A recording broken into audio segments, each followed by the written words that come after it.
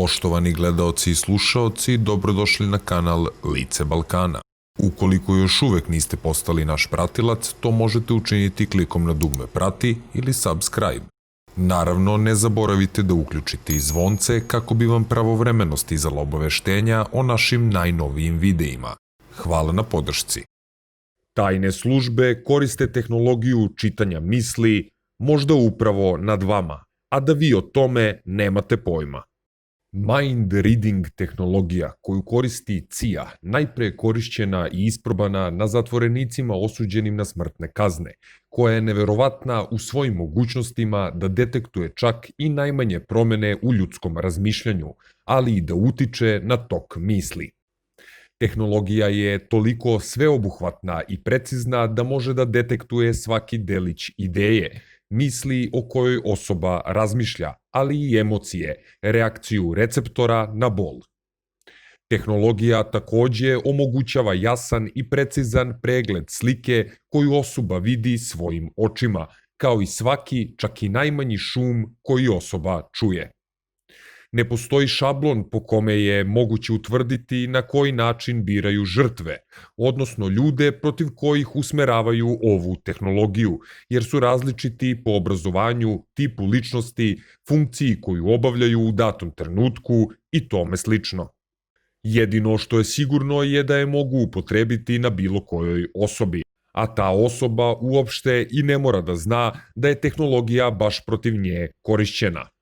U nekim slučajevima se osim detektovanja razmišljanja koriste razni zvukovi koje može čuti samo osoba kome su oni namenjeni, a to su najčešće psovke i ponižavanja koji su napred programirani za svaku osobu posebno, a koji se vezuju na pomisao na određene stvari, te je pomisao na neku stvar, osobu, situaciju, okidač da se čuje određeni zvuk.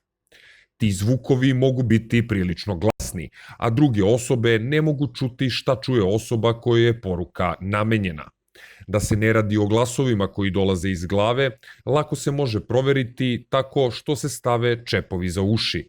Ovo je moguće postići jer misli čoveka i ljudski mozak se razlikuju od osobe do osobe po frekvenciji na kojoj se dešavaju, što je opisao i profesor dr. Svetozar Radišić u svojim knjigama.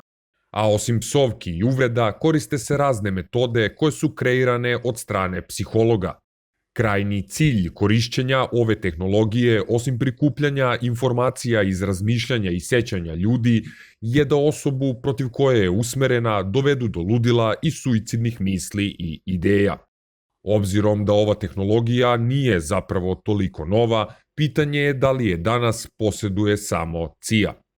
Moguće je da su drugi uspeli da je razviju po uzoru na nju.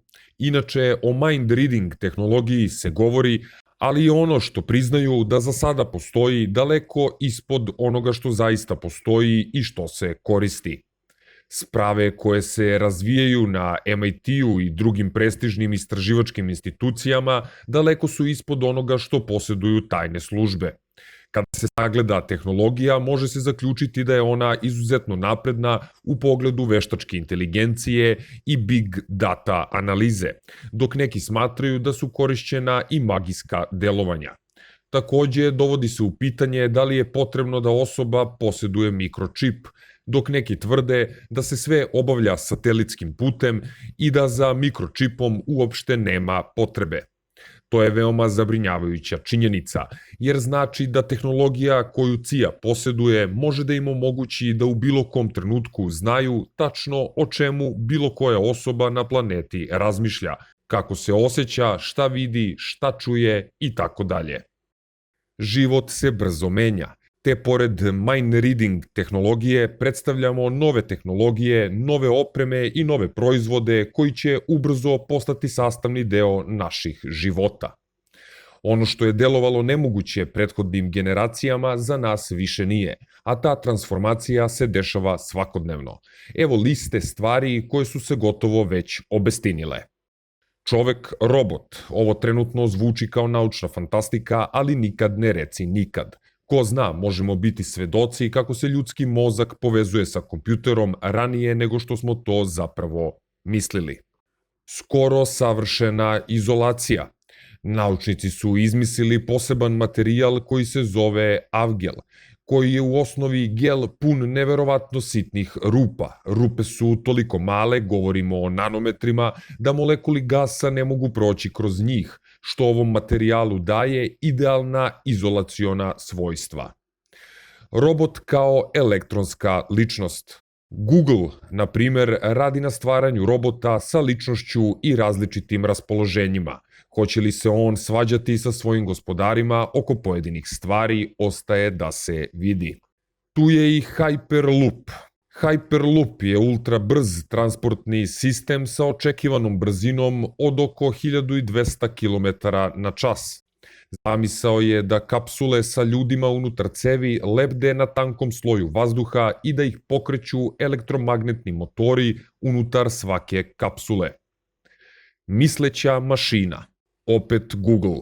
U ovom slučaju Google DeepMind radi na neverovatnom sistemu zvanom AI, koji može da radi mnogo stvari, pa čak i da nauči razne nove veštine. AI je čak uspeo da pobedi svetskog igrača broj 1 u Go igri.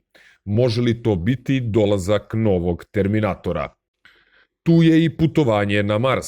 Iako ovo može zvučati kao fantazija, čini se da je ovaj dan bliži nego što smo zapravo mislili. Odeća za nadljudske veštine. Da li želite da budete zaista jaki? Nema potrebe da provodite sate u teretani. Samo uzmite ovo specijalno odelo i spremni ste. Postajete faktički Superman. Autonomna vozila. Mnogi proizvođači automobila rade na razvoju autonomnih vozila. Vrlo brzo nećemo morati da brinemo o izboru vozača. Automobili će voziti sami. Roboti za obavljanje kućnih poslova. Ovo je san svake osobe.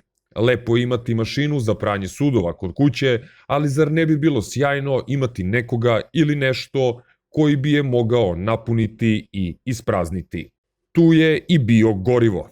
Biogorivo je već prisutno, a njegov obim raste svake godine. Čini se da stvaramo stotine tona otpada od kafe svake godine, a neke kompanije već traže način da se otpad od kafe pretvori u biogorivo. Dobro je ako će mirisati na kafu. Naravno, kako da ne spomenemo svemirski balon.